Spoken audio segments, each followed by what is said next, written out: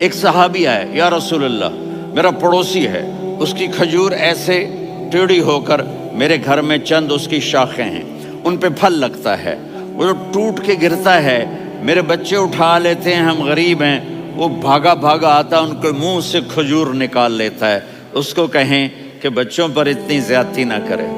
آپ نے اس کو بلایا، وہ منافق تھا، آپ نے اس سے فرمایا بھئی ایک سودا کرتے ہو؟ کہا جی کیا؟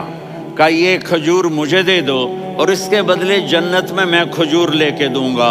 وہ کہنے لگا یا رسول اللہ یہ اصل میں میرے بچوں کو بہت پسند ہے، کوئی اور کھجور ہوتی میں دے دیتا، یہ تو میری معذرت ہے۔ وہ تو منافق تھا، وہ اٹھ کے چلا گیا۔ ایک صحابی بیٹھے تھے، وہ کہنے لگے یا رسول اللہ اگر میں وہ کھجور لے کے دے دوں تو مجھے جنت میں لے دیں گے؟ ان کا نام ہے ابو الدحداح۔ آپ نے کہا ہاں تو مجھے لے کے دے دے میں تمہیں لے دوں گا۔ وہ اس کے پیچھے چلے گئے، اے بھائی کتنے میں بیچو گے؟ میں نے کہا جا جا، میں نے اللہ کے نبی کو نہیں دی، تمہیں کیسے دے دوں؟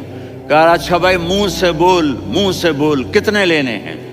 تو اس نے جان چھڑانے کے لیے کہا کہ اپنا سارا باغ مجھے دے دے، کھجور لے لے۔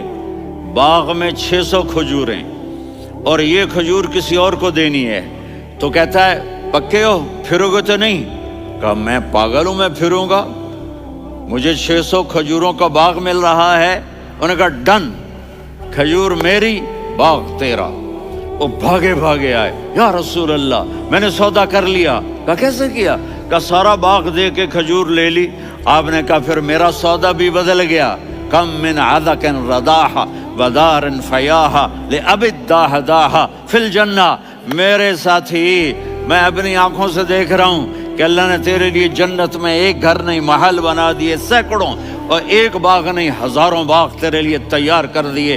یہ ہے ایمان کی نشانی، یہ ہے محبت کی نشانی۔